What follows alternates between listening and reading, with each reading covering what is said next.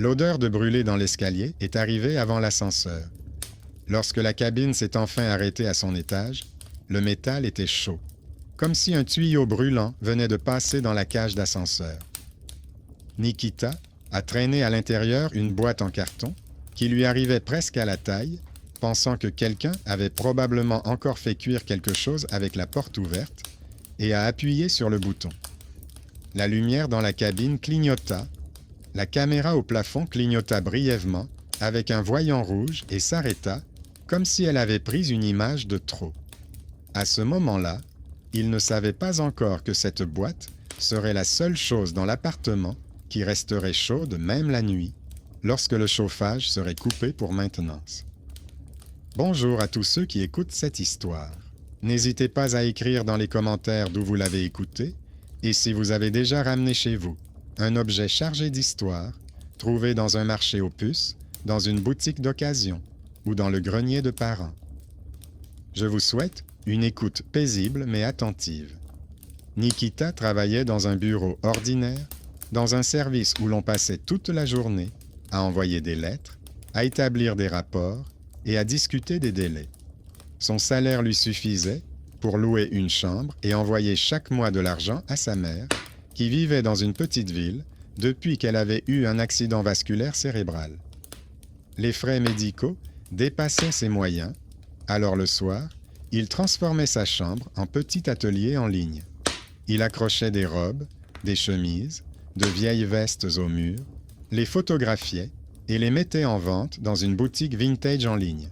Les acheteurs appréciaient ces descriptions précises.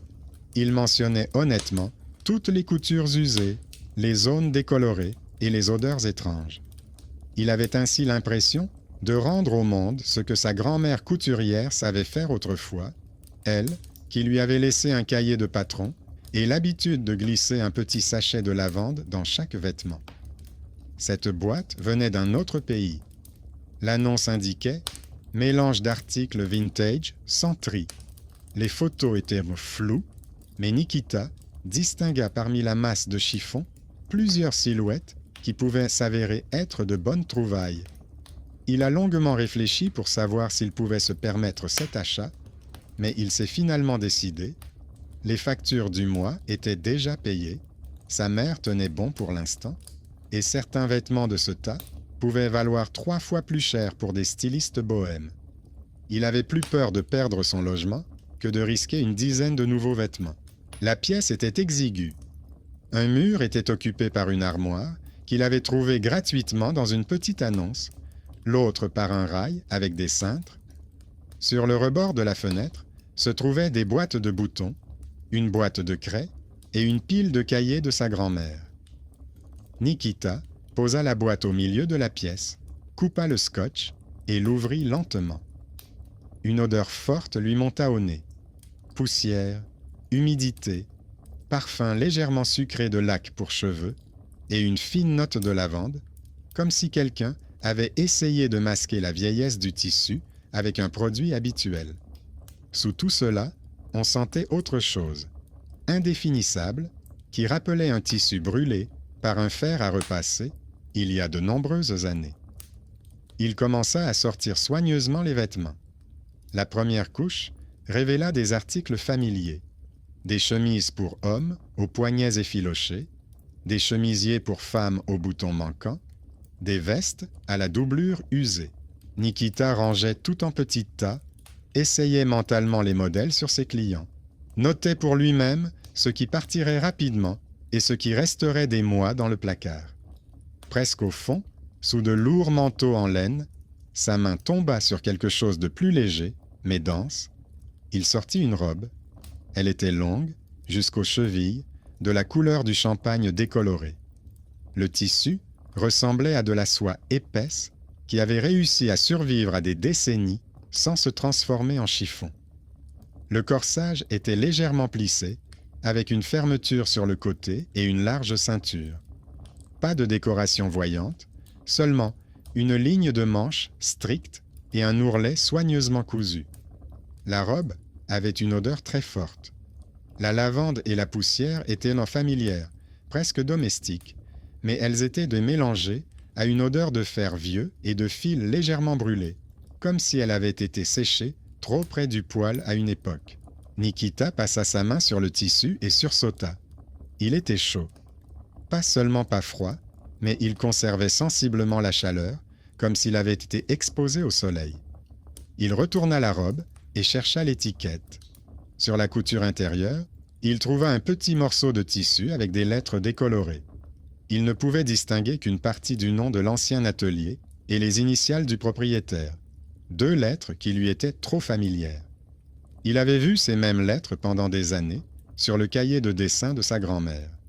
Elle écrivait son prénom et son nom sur la couverture de la même manière, avec ces 2 lettres, en les traçant avec la même inclinaison. Il resta un moment accroupi, tenant la robe sur ses genoux, et examina les coutures. L'ourlet était cousu avec un fil d'une autre teinte, légèrement plus clair que le reste de la finition. C'est ce que l'on fait généralement lorsqu'il faut raccourcir ou réparer un vêtement de toute urgence avec les moyens du bord. À certains endroits, le tissu était légèrement plus foncé, comme s'il avait été exposé à l'eau ou à la fumée. Sur l'épaule gauche, il découvrit une minuscule marque ronde, semblable à une empreinte de scintillement ou de cendre, mais soigneusement traitée sur le bord, comme si quelqu'un avait autrefois soigneusement recousu la brûlure pour l'empêcher de s'étendre. Nikita sortit son téléphone de la boîte, alluma l'appareil photo et suspendit la robe à un cintre pour prendre les premières photos. À travers l'objectif, elle semblait différente. Sa couleur était plus grise qu'en réalité, et la mise au point de l'appareil photo ne se faisait pas sur le tissu, mais légèrement à côté, dans un coin vide près de la robe. Il a fallu appuyer plusieurs fois pour que l'image cesse de bouger. Sur l'une des photos, il a remarqué que dans le reflet de la fenêtre derrière la robe, on voyait comme une ombre verticale floue, alors qu'il n'y avait derrière la vitre que la cour et les silhouettes sombres des arbres. Il posa son téléphone et nota dans son carnet « Robe des années 30, atelier avec les initiales de ma grand-mère, ourlet refait plus tard, odeur de lavande mêlée à une odeur de brûlé, tissu chaud au toucher. » Il ajouta un point d'interrogation à côté. Il lui arrivait souvent de trouver des objets chargés d'histoire, mais ceux-ci racontaient généralement le passé dans un langage compréhensible, coudes usés, poches contenant des billets oubliés, doublures plus usées d'un côté. Ici, il y avait quelque chose d'autre, d'insaisissable. La nuit, comme toujours, le silence régnait dans l'appartement. Les voisins du dessus s'étaient recouchés depuis longtemps, la télévision derrière le mur s'était tue, seul le réfrigérateur soupirait parfois. Nikita était allongé sur le canapé, comptant le nombre de clients qui avaient déjà répondu aux nouvelles annonces.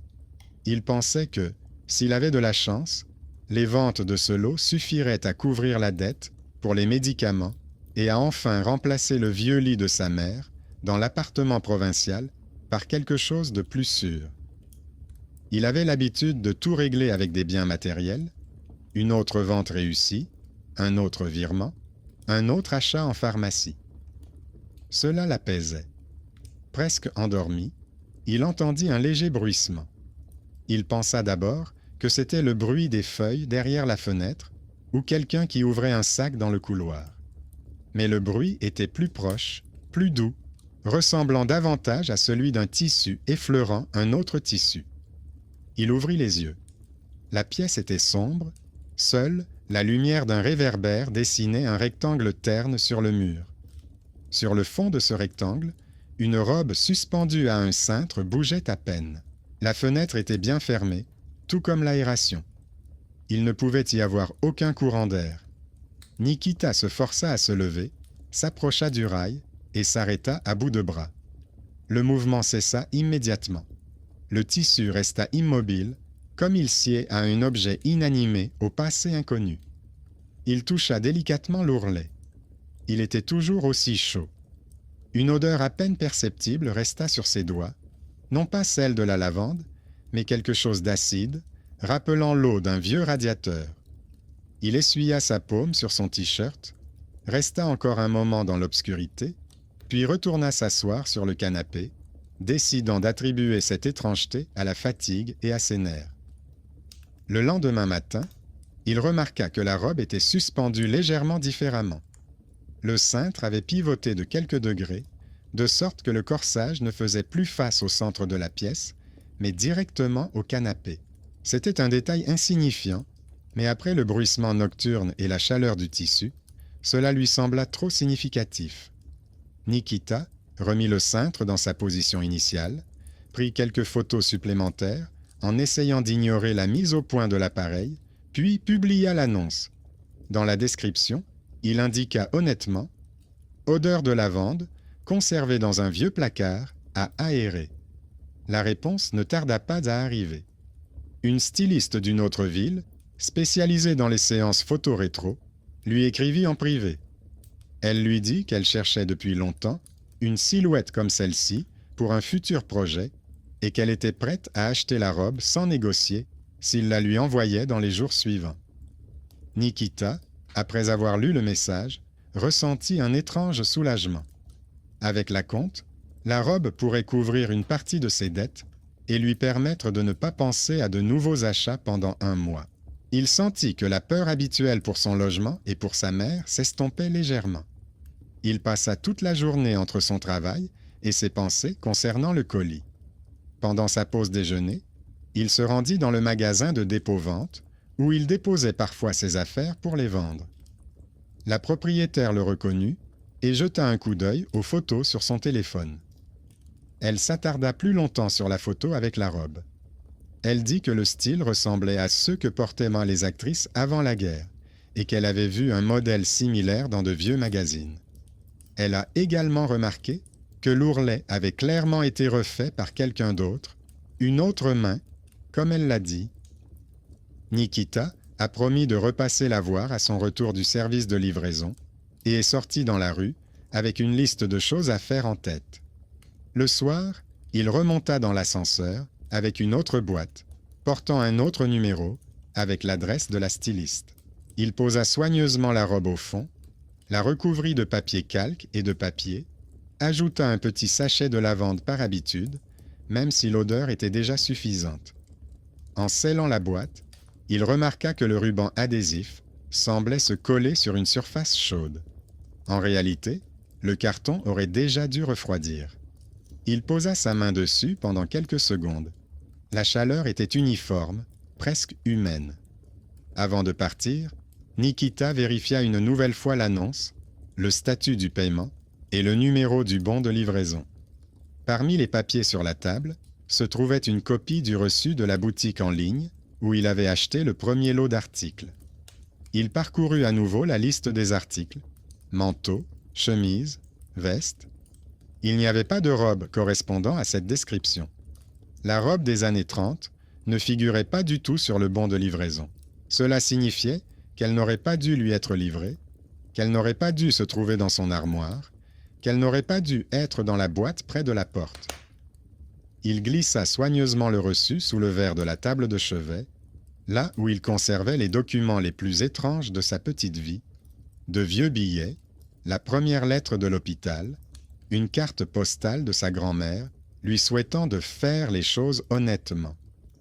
Cette phrase lui revenait à l'esprit chaque fois qu'il était tenté d'embellir la description d'un article ou de passer sous silence un défaut caché. Avec cette robe, il décida également d'être honnête, ne pas cacher l'odeur, ne pas inventer une belle légende sur le bal et la tragédie. Mais le fait que cette robe n'existait pas, officiellement dans la livraison, le tracassait. En se rendant au point de réception des colis, il sentit à nouveau une odeur de brûlé dans l'ascenseur, alors qu'aucun bruit de cuisine ne provenait de l'étage. La caméra au plafond clignota à nouveau trop insistamment en rouge, comme si elle enregistrait quelque chose d'important au moment même où il se tenait debout, la boîte dans les mains. En bas, la livreuse prit le colis sans un mot et apposa un tampon sur le bon de livraison. Lorsque Nikita signa, le stylo à billes eut un petit mouvement saccadé et laissa une minuscule tache d'encre à côté de la lettre de son nom de famille. La tache s'étala sur le papier en formant une petite robe à l'ourlet allongé.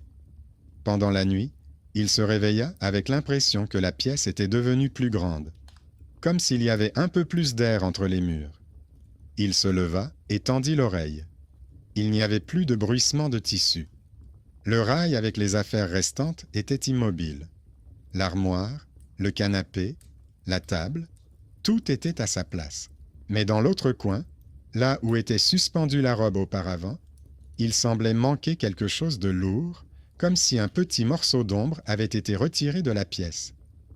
Nikita essaya de se rassurer en se disant qu'il s'était débarrassé d'un objet étrange et qu'il l'oublierait bientôt, comme n'importe quel autre objet vendu. Il ne savait pas encore que son honnêteté et son sens de l'observation allaient bientôt faire de lui non seulement le vendeur du passé d'autrui, mais aussi celui qui devrait décider combien de souvenirs un tissu pouvait supporter avant de commencer à bouger. Le matin, tout semblait presque normal. Le téléphone clignotait avec des notifications. Le reçu avec le cachet de la veille était dans la boîte.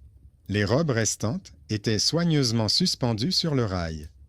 Nikita alluma la bouilloire d'un geste habituel, posa une tasse et ouvrit le suivi de livraison sur son ordinateur portable. La ligne correspondant au colis était déjà surlignée en vert. Le statut indiquait que l'envoi était arrivé au point de livraison tard dans la nuit, avec une mention indiquant un certain tri interne. L'heure indiquée semblait étrange, comme si le colis était arrivé avant même qu'il ait eu le temps de le sortir de chez lui. La ligne était mise à jour, les chiffres défilaient, mais chaque nouvelle tentative de vérification des données ramenait au même résultat. Le message de la styliste est arrivé quelques minutes plus tard.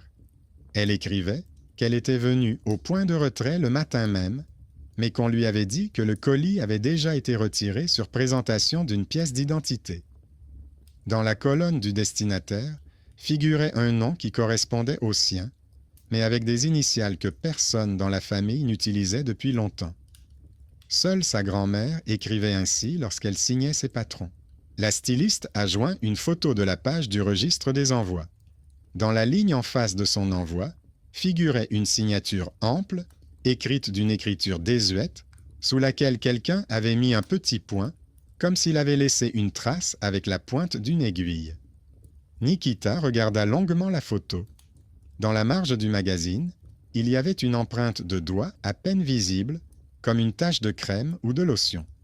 Sa forme rappelait la silhouette d'une robe. Un ourlet évasé, une taille étroite, des épaules arrondies. Le silence de la nuit et la chaleur uniforme du tissu sous ses doigts lui revinrent à l'esprit. Il écrivit rapidement à la styliste qu'il allait se renseigner et que s'il ne trouvait pas l'article, il lui rembourserait son argent.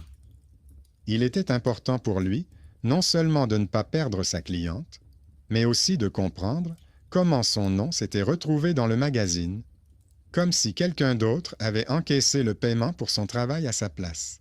Il se rendit au point de retrait pendant sa pause déjeuner.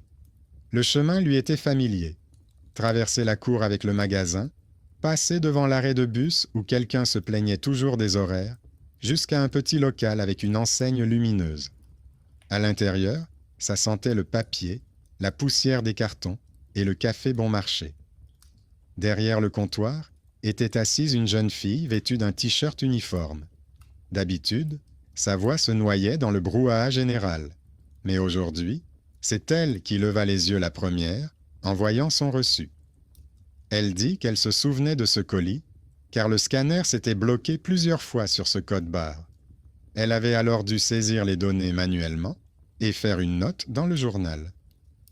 Nikita a demandé à voir l'enregistrement, si possible. La jeune fille a d'abord hésité, se souvenant des consignes, mais a finalement décidé que cela ne poserait pas de problème. Elle l'a conduit vers un petit écran dans un coin, connecté au système de surveillance. L'écran a affiché une image floue du comptoir la nuit dernière. Elle-même, endormie, un scanner à la main, une boîte sur le comptoir d'accueil. À un moment donné, l'image a tremblé, comme si quelqu'un avait passé la main dessus.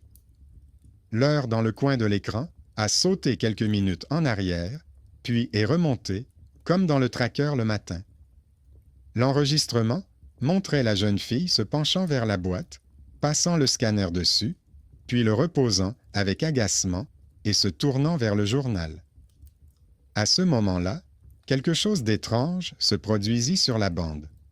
Le couvercle de la boîte sembla s'élever légèrement, le carton se courba vers le haut pendant une fraction de seconde, comme si quelqu'un le poussait de l'intérieur.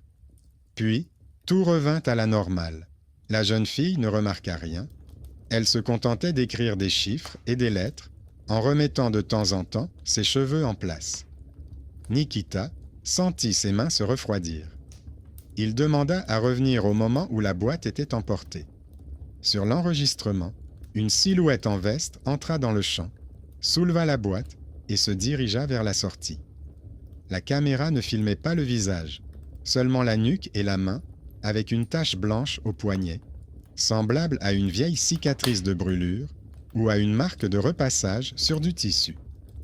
Mais ce n'est pas cela qui l'a interpellé. Pendant une seconde, alors que l'homme passait devant la caméra, le reflet dans la porte vitrée a capturé le contour d'une robe, doucement dessinée sur le fond sombre, bien que la boîte ait été fermée et recouverte d'un ruban adhésif d'un seul tenant. La jeune fille derrière le comptoir a dit qu'elle s'était ensuite longtemps disputée avec le scanner et avait enregistré une partie des données à la main. Elle a ajouté que les anomalies avec cet appareil avaient commencé après l'incendie dans la maison voisine et que depuis, certains colis se comportaient comme s'ils étaient vivants dans le système.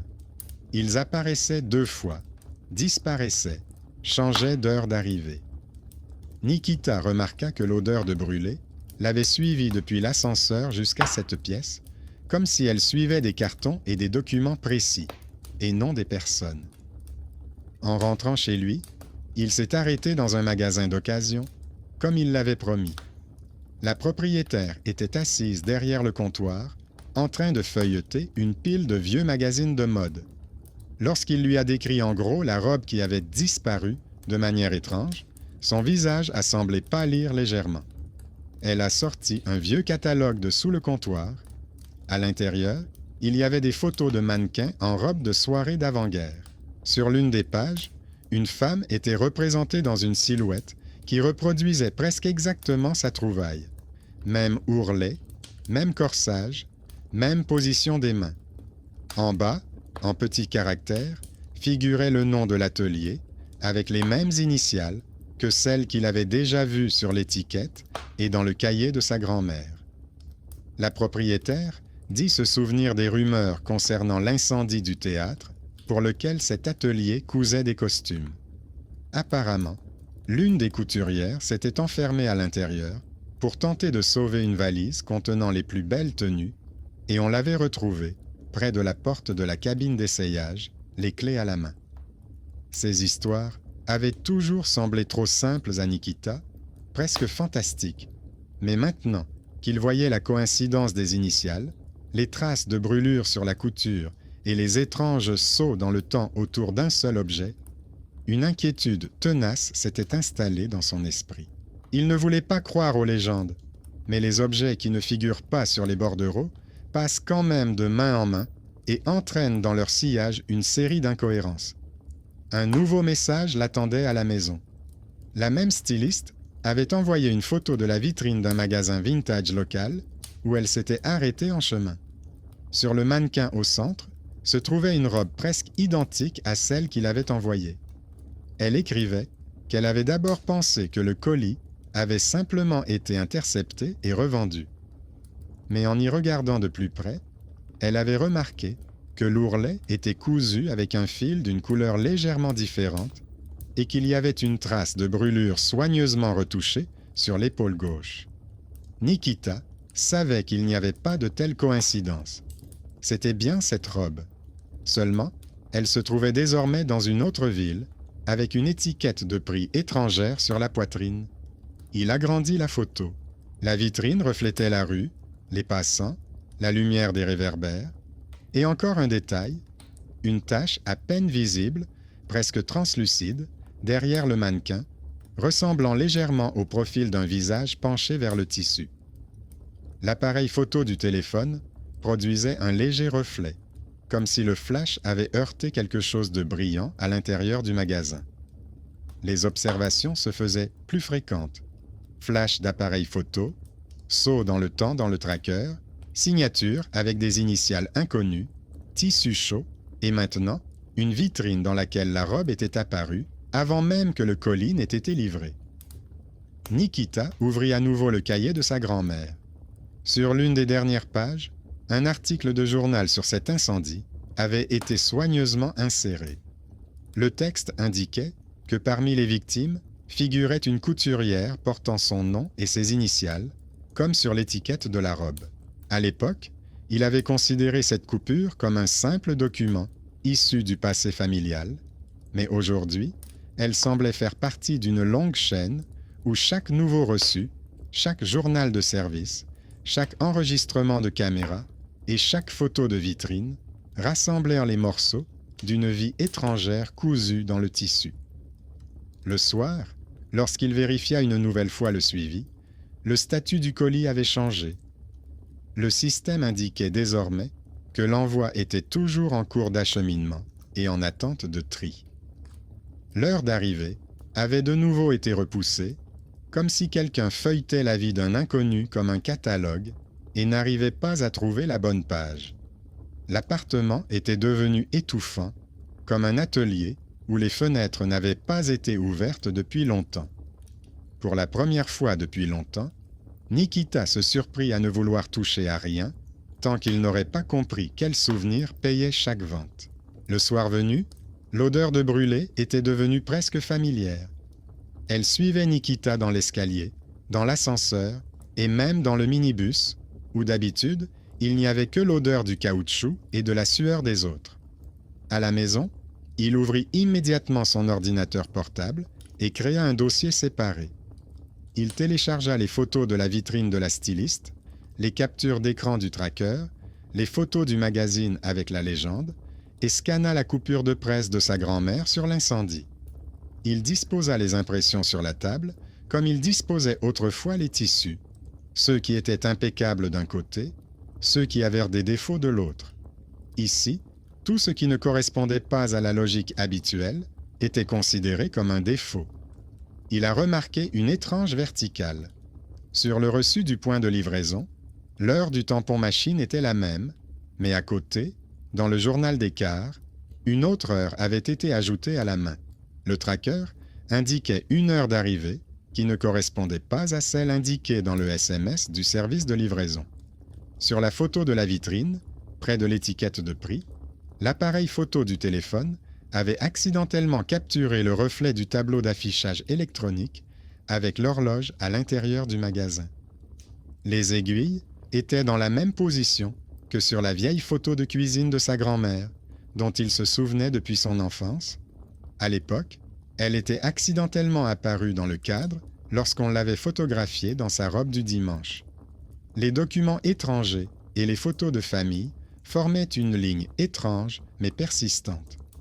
Il se rendit compte qu'après des années passées à travailler dans le domaine du vintage, il avait appris à remarquer ces petits détails mieux que la plupart de ses connaissances. Il pouvait deviner, à la couture, qui avait raccommodé l'ourlet, une maîtresse de maison pressée ou une couturière méticuleuse. D'après le degré d'usure du col, il pouvait deviner si la veste était restée dans l'armoire ou si elle avait été portée chaque semaine. Ici, ce n'étaient pas les vêtements qui constituèrent le tissu, mais le temps et les notes. Chaque document semblait avoir été cousu par une main étrangère, un peu plus de travers que nécessaire. Son petit talent, à savoir son attention aux coutures et aux incohérences, s'est soudain révélé plus important que n'importe quel diplôme. Cette idée a motivé la prochaine étape. Nikita a décidé de vérifier jusqu'où s'étendait ce fil invisible. Il a publié une nouvelle annonce, très similaire à la précédente, mais avec une différence. Il a indiqué que la robe n'était pas encore prête à être expédiée et qu'elle était en cours d'essayage. Pour cela, il a utilisé une vieille photo qu'il n'avait encore envoyée à personne. Il a alors nourri le faible espoir qu'en indiquant que l'article n'était pas prêt à être expédié, il mettrait fin à ces étranges pérégrinations entre les points de retrait et les vitrines. Presque immédiatement après la publication, quelqu'un a ajouté l'annonce à ses favoris. Quelques heures plus tard, une personne avec un profil succinct, sans photo ni commentaire, a écrit un message étrange et poli. Elle remerciait pour la description honnête et demandait s'il était possible de venir chercher la robe en personne, sans livraison, car le contact avec l'objet était important pour elle. Nikita se sentait méfiant, mais comprenait en même temps que seule une rencontre en personne pouvait lui permettre de comprendre s'il y avait quelqu'un derrière ces dysfonctionnements ou si tout se limitait à des anomalies dans les systèmes et l'écran. Il n'a pas pris rendez-vous immédiatement. Il a plutôt demandé à l'acheteur de préciser depuis quel compte il avait trouvé l'annonce. En réponse, il a reçu une capture d'écran de la page d'accueil de la boutique. Parmi les autres articles, sa robe était mise en avant, mais à côté du titre, il était écrit « Dernier exemplaire disponible » et que des conditions spéciales s'appliquaient pour le retrait en magasin. Nikita n'avait pas mis cette mention. Il évitait toujours consciemment ces indications trompeuses afin de ne pas mettre la pression sur les acheteurs. C'était le système qui avait lui-même marqué l'article comme étant presque épuisé. Il n'arrivait pas à dormir cette nuit-là et finit par se décider à franchir une nouvelle étape. Il alluma son vieil ordinateur portable, qu'il n'utilisait plus depuis longtemps que pour écouter de la musique. Il y transféra tous les fichiers liés à la robe, photos, capture d'écran, scan. Il créa un dossier séparé, qu'il nomma de manière neutre, sans mentionner les vêtements ni l'atelier. Puis il connecta un petit disque externe, celui-là même où il avait autrefois enregistré les dernières photos de sa grand-mère. L'idée lui traversa l'esprit pendant une seconde qu'il était en train de relier deux lignes, la famille et le travail, la vie et le papier. Pendant que les fichiers étaient y copiés, l'écran clignota pendant une fraction de seconde. Le dossier intitulé « Robe » devint momentanément plus sombre que les autres, comme si une main invisible l'avait effleuré. La barre de progression s'arrêta, puis fit un bond en avant. Une fois la copie terminée, Nikita a ouvert le dossier et en a parcouru le contenu. Parmi les photos soigneusement classées, il a remarqué une image en trop. Elle représentait sa chambre, avec une étagère contre le mur, une table avec des cahiers et le canapé en question. Il n'y avait pas de robe sur l'étagère, alors qu'il savait pertinemment qu'il n'avait jamais pris de photo de sa chambre sans y avoir mis des objets. Il agrandit l'image. Sur le papier peint près du rail, on pouvait voir un rectangle plus pâle, à peine visible, dont la taille correspondait à la silhouette de la robe, comme si elle venait de disparaître, laissant derrière elle une légère empreinte. Dans le coin inférieur droit de l'écran, le système avait pour une raison inconnue indiqué une heure qui ne correspondait à aucune des actions récentes, comme s'il s'agissait d'une image tirée d'un enregistrement invisible inséré dans la séquence générale. L'inquiétude n'était plus abstraite. Jusqu'alors, tout pouvait être attribué à des pannes, à l'inattention des employés, à de vieilles légendes et à des coïncidences. Mais l'image supplémentaire dans ses propres archives, apparue sans qu'il y ait participé, signifiait que quelqu'un utilisait depuis longtemps les mêmes outils, caméras, traceurs, signatures électroniques, aussi facilement que sa grand-mère utilisait autrefois une aiguille et du fil. Nikita ressentit pour la première fois non seulement de la peur, mais aussi une étrange responsabilité. Si aucun des adultes dans cette histoire ne remarque les défauts de la couture, à part lui, c'est à lui qu'il revient de décider quoi faire avec cet objet qui, de toute évidence, n'est pas prêt à rester tranquille. Il reprit sa correspondance avec l'acheteur anonyme et rédigea un court message proposant de se rencontrer, non pas dans son immeuble ou devant le magasin, mais dans un lieu neutre, la salle de l'ancienne bibliothèque où travaillait une archiviste qu'il connaissait. Là, parmi les étagères remplies de documents et de rapports, la mémoire d'autrui se sentait toujours différente. En envoyant le message, il comprenait qu'il faisait consciemment un pas vers le danger. Ce n'était pas un hasard, ni un coup du destin, mais son choix. Appeler le propriétaire de la voix, qui éditait non seulement les enregistrements des caméras, mais aussi sa propre vie. La réponse de l'acheteur est arrivée le matin. Nikita a vu un court message pendant qu'il mettait la bouilloire en route. Son interlocuteur acceptait de le rencontrer à la bibliothèque, précisant qu'il aimait les endroits où les choses restent longtemps sur leurs étagères. Il a ensuite poliment demandé de préciser l'heure et de décrire comment le reconnaître.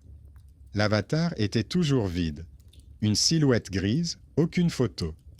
La lettre semblait avoir été rédigée à partir d'un modèle tiré d'un vieux manuel de correspondance commerciale. Nikita a écrit qu'il viendrait en milieu de journée à la salle de lecture et a ajouté qu'il serait accompagné d'une collègue. Il voulait que quelqu'un d'autre soit témoin de ce qui allait se passer, pas seulement lui. Il avait appelé à l'avance l'archiviste, à qui il demandait parfois conseil pour les catalogues. Elle le considérait depuis longtemps comme un visiteur étrange, mais utile. Un homme qui apportait de vieilles choses et posait des questions, non pas sur le prix, mais sur le passé. Cette fois-ci, il ne lui raconta que la moitié de l'histoire, celle de la robe qui s'était retrouvée mystérieusement dans la vitrine et celle de la coïncidence des noms de famille. Cela suffit à éveiller son intérêt. Elle lui dit que de telles coïncidences étaient fréquentes dans les affaires d'héritage et de donation, et lui proposa de consulter les anciens inventaires. La bibliothèque était accueillante, avec son silence habituel et sa légère odeur de papier. Il faisait frais dans le hall, la porte vitrée grinçait légèrement chaque fois que quelqu'un entrait. L'archiviste l'attendait déjà à l'écart, un badge sur la poitrine et un trousseau de clés des locaux de service à la main. Elle avait toujours été considérée comme faisant partie du mobilier. Une personne discrète en cardigan, qui savait où se trouvait le dossier recherché, mais qui attirait rarement l'attention. Aujourd'hui, c'était précisément sa capacité à trouver rapidement d'anciennes archives que Nikita espérait le plus. Il avait apporté la robe dans une housse ordinaire. Le tissu à l'intérieur tirait lourdement sa main vers le bas, comme s'il n'aimait pas être déplacé. En montant les escaliers, il remarqua que les lampes au plafond clignotaient un peu plus longtemps que d'habitude avant de s'allumer. Ce n'était pas une panne brutale, mais plutôt un problème silencieux et persistant. On aurait dit que le bâtiment lui-même réagissait à l'objet qu'il tenait dans ses mains. Il s'efforça de ne pas y penser et se concentra sur ses gestes simples, passer le tourniquet, s'inscrire dans le registre des visites, indiquer le but de sa visite, consulter des périodiques. Dans la salle de lecture, on les fit asseoir à une table isolée près du mur. L'archiviste posa devant elle un mince dossier contenant des photocopies de vieux journaux. Elle avait déjà trouvé une sélection d'articles sur l'incendie du théâtre et sur l'atelier indiqué par les initiales sur l'étiquette. Nikita posa à côté le cahier de sa grand-mère, la coupure de presse et ses impressions. Il les empila soigneusement, comme un patron avant la coupe. Il laissa la robe dans sa housse, mais ouvrit la fermeture éclair du haut pour que le tissu puisse respirer, comme aimait à le dire sa grand-mère. Les premières coïncidences étaient dites presque prévisibles. Une note mentionnait les costumes cousus pour la dernière représentation et le nom de la couturière, qui était le même que le sien. Une autre contenait la liste des biens incendiés, parmi lesquels figuraient plusieurs robes de soirée, enregistrées dans un contrat de donation. L'archiviste a indiqué les lignes où il était dit que les propriétaires des objets n'avaient pas eu le temps de les récupérer au théâtre et que leur sort était resté inconnu après l'incendie. Elle a remarqué que certains numéros de contrat ne se retrouvaient dans aucun des registres suivants. À chaque nouvelle feuille, Nikita sentait que l'objet dans la pochette semblait s'alourdir. Il avait un peu plus de mal à respirer, l'air était plus dense. À un moment donné, il remarqua que le tissu de la fermeture éclair bougeait légèrement, alors qu'il n'y avait pas de courant d'air dans la salle. L'archiviste le remarqua également. Ils échangèrent un regard, mais personne ne mentionna ce qui était évident. Au lieu de cela, elle sortit un formulaire vierge d'acte de réception pour stockage temporaire. Elle expliqua que, selon les règles, de tels objets pouvaient être enregistrés comme pièces d'exposition potentielles ou comme objets de recherche, en particulier s'ils étaient accompagnés de documents. C'était là le bienfaiteur inattendu. Le petit homme aux clés et ayant accès aux réserves, que l'on ne remarque généralement pas, avait soudainement l'occasion de changer le cours d'une étrange histoire. Non pas à l'aide de sorts ou de déclarations fracassantes, mais grâce à un formulaire soigneusement rempli et une signature officielle. Nikita n'avait plus qu'à décider s'il était prêt à remettre la robe là où elle ne serait plus une marchandise ni une énigme, mais une pièce du dossier avec un numéro d'inventaire. La réponse à cette décision vint de l'objet lui-même. Pendant qu'il remplissait le formulaire, un petit morceau de tissu glissa de la housse, une étroite bande comme celle d'une ceinture. Il y avait une trace de brûlure à peine visible sur le bord, mais le tissu lui-même était intact et doux. Nikita se souvint de la règle de sa grand-mère: si un objet ne reste pas en place, il faut le coudre à un endroit où il ne sera plus dérangé. Il comprit que c'était le moment de choisir, non pas entre croire ou ne pas croire, mais entre continuer à vendre et gagner de l'argent ou reconnaître que certaines choses ont une autre logique d'existence. Il prit un stylo et inscrivit soigneusement toutes les informations connues dans le rapport: la date présumée de confection, le lien avec l'incendie, la coïncidence des noms de famille, l'étrange histoire du colis. L'archiviste fut surprise de voir avec quelle précision il formulait les détails, sans exagération ni dramatisation. Elle était habituée à des visiteurs qui dramatisaient ou minimisaient leur découverte. Ici, elle avait devant elle un homme qui, en fait, menait une mini-enquête et consignait chaque fait comme un point de couture. Quand ils eurent apposé leur signature, les lampes au plafond cessèrent de clignoter. La lumière est devenue uniforme et calme. Nikita a eu l'impression que le tissu sous ses doigts était également devenu plus frais, comme si la robe avait enfin acquis un nouveau statut. Elle n'allait plus être renvoyée, retournée ou revendue. Elle passait dans un espace où chaque objet avait une fiche, une étagère et un numéro sur le dos. À ce moment-là, un homme d'âge moyen entra silencieusement dans la salle. Il portait une veste ordinaire et tenait un dossier sous le bras. Il regarda autour de lui, les repéra du regard et se dirigea vers la table. Nikita comprit qu'il s'agissait du client. Son visage était ordinaire, légèrement fatigué, ses yeux attentifs.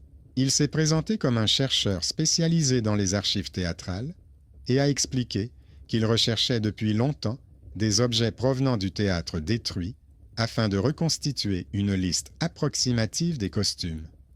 Il a expliqué qu'il avait trouvé l'annonce par hasard et avait décidé que c'était l'occasion de voir un exemplaire qui avait survécu. Il n'y avait rien de mystique dans ses paroles, seulement des faits bruts. Il est vrai que certaines personnes passent leur vie à rechercher des objets, des documents ou des instruments perdus. Mais Nikita a remarqué un détail. Le chercheur a mentionné des détails qu'il n'aurait pas pu connaître s'il n'avait pas lu la coupure de presse de sa grand-mère ou s'il n'avait pas eu entre les mains d'autres éléments de l'histoire. Par exemple, il décrivait l'endroit où était rangée la valise contenant les plus belles robes, presque dans les mêmes termes que dans l'ancienne note. L'archiviste remarqua ce ton et lui demanda d'où lui venait cette connaissance. L'homme répondit qu'il avait hérité d'une partie des documents d'une parente qui travaillait comme couturière dans cette même usine. C'est ainsi qu'a été découverte une parenté cachée dont Nikita n'avait pas soupçonné l'existence. Dans les anciennes listes, les lignes étaient manifestement mélangées. Sa grand-mère, qui cousait des vêtements à la maison et travaillait à l'atelier, et la tante de quelqu'un, dont les papiers se trouvaient désormais entre les mains de cet homme. Sans le savoir, elle portait le même nom de famille, travaillait avec les mêmes patrons et partageait peut-être la responsabilité du sort des vêtements qui n'avaient pas été récupérés à temps. L'archiviste proposa une solution simple et sèche. Elle dit que la robe avait déjà été acceptée pour être conservée temporairement à la bibliothèque et que désormais, si le chercheur voulait travailler dessus, il pouvait le faire dans le cadre d'une demande officielle. Pas d'achat, de revente, ni de transactions douteuses via des annonces. Seulement des dossiers, des actes et des fiches. Son ton était doux, mais ferme. La personne que l'on n'écoute généralement pas a dû être entendue à ce moment-là. L'homme resta silencieux pendant un moment, puis accepta. Il dit que c'était même mieux ainsi. L'objet serait accessible à d'autres et ne dépendrait pas de collections privées. Nikita ressentit un étrange soulagement. Il s'attendait à un conflit, à des pressions, à une tentative de racheter la robe à tout prix. Au lieu de cela, il eut l'impression que quelqu'un avait enfin mis un terme à une longue série de décisions prises par des étrangers. Ce n'était pas un miracle, ni une intervention extérieure, mais simplement des personnes qui avaient utilisé correctement leur modeste pouvoir. La robe, avec le ruban et les documents, fut envoyée dans une pièce séparée. La porte se referma doucement derrière lui, sans grincement. En sortant de la bibliothèque, Nikita remarqua que l'odeur de brûlé avait disparu. Dans l'entrée de l'immeuble, l'air était toujours étouffant, mais sans cette odeur envahissante d'encens et de cendres qu'il avait suivie ces derniers jours. D'autres vêtements étaient suspendus à la tringle dans la pièce, se balançant docilement au gré du courant d'air. Aucun d'entre eux ne semblait plus lourd qu'un autre. Quelques semaines plus tard, il reçut un courriel. L'archiviste lui avait envoyé une carte scannée. La robe avait reçu un numéro d'inventaire, une description du tissu, une estimation de la date de confection et un lien avec l'incendie et les documents familiaux. En bas, une note laconique indiquait que l'objet provenait d'un particulier dont un parent travaillait avec des patrons similaires. C'est ainsi que la légende s'est dissoute dans les lignes du registre. L'histoire, qui pouvait être racontée à voix basse, est devenue une référence que l'on peut citer dans un travail scientifique. Parfois, Nikita se surprenait à chercher machinalement du regard une silhouette familière en passant devant les vitrines de vêtements vintage. Les robes n'apparaissaient plus là avant les colis, ne clignotaient plus dans les reflets et ne projetaient plus d'images supplémentaires à l'écran. À la place, il ne restait que des rapports soignés, des reçus, des journaux de service, des journaux de bord des caméras, qui, au moment voulu, formaient une image claire.